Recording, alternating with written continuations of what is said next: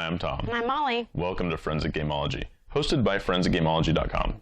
Reviews for science. In 7 minutes or less. One Night Revolution, kind of a mashup of prequels to this game, would be the One Night Ultimate Werewolf series and Resistance. And this was One Night Resistance to start and change the name, but it's maybe in that universe or the universe of Coup.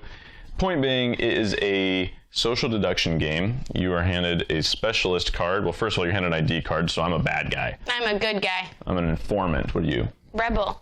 So it's always confusing. Rebel's the good. Well, the Resistance. It's hard to keep these straight. Yeah. And we've played this a bunch of times, but in the end, I almost feel like I'm a werewolf. So you're a vampire. Right. So after that, you're also given a specialist card, and you could be the confirmer, which views your own ID, and that's after everyone has looked at it and then switched things around. Only you get to see what you ended up as. So it's a little bit like the Insomniac from the One Night Ultimate Werewolf series. Then you got the Observer, no specialist actions, so boring. It's the Villager. You have the Thief. This is where it gets weird. If you are a good person, you have switch your ID with another player's ID, view your new ID. If you're a bad person, you just view your ID. So it depends on what you are or what you started as. So in the end, if you're on the good guy team, you're trying to kill a bad guy. If you're on the bad guy team, you're trying to keep from being killed. And everyone else in your team has to live too. Simplicity versus complexity. So comparing this, I don't know if we should compare it to anything. I'm gonna, just because it's so similar. If you only play this by yourself, then this review may mean nothing to you. But I've played too many. As far as social deduction games go, this is a simple enough game. You have your ID that tells you what team you're on, and then you have an ability which tells you what you're gonna do when everyone's eyes are closed. And so it tells you right here. You have these in front of you as to what you do. Easy enough. Everyone closes their eyes, take their action one at a time, go around the table, open your eyes. Then one thing you have to do is you have to claim one of those roles and put it there. You have to say, in order, this is a little different than other social deduction games. In order, you have to claim it and say, okay, I am the defector, which you would never claim because that means you switch teams. That was just the one that was on the top. Yeah. I am the investigator. I look to someone else's. Go around the table, then you start discussing and trying to kill the people that aren't on your team.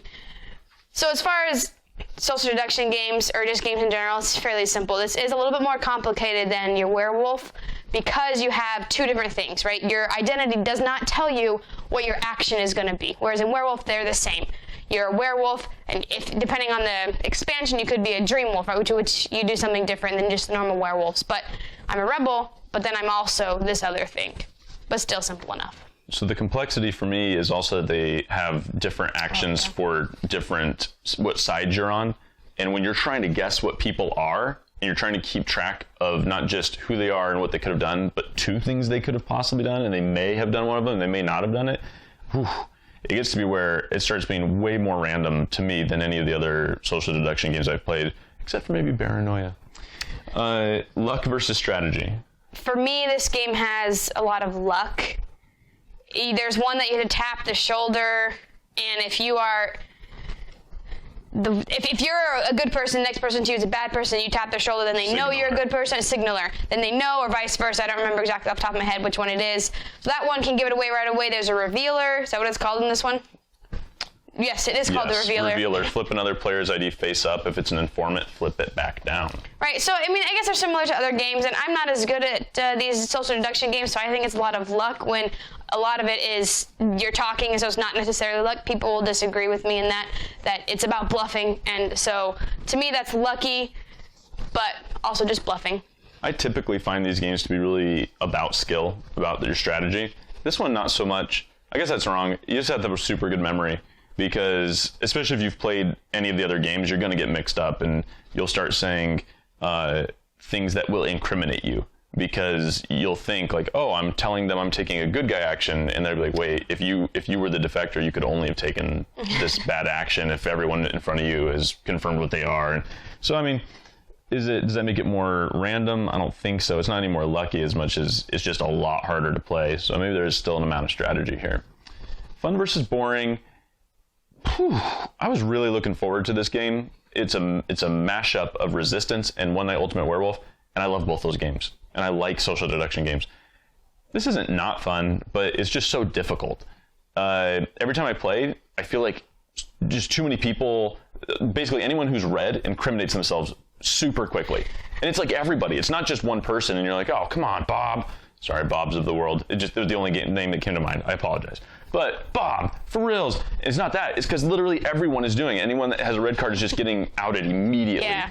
And maybe other folks are going to chime in the comments and say, like, that's crazy. We're always trying to figure out who's red in this game, who's the informant. But for me, it's just so difficult compared to the others of its genre because you can do multiple things.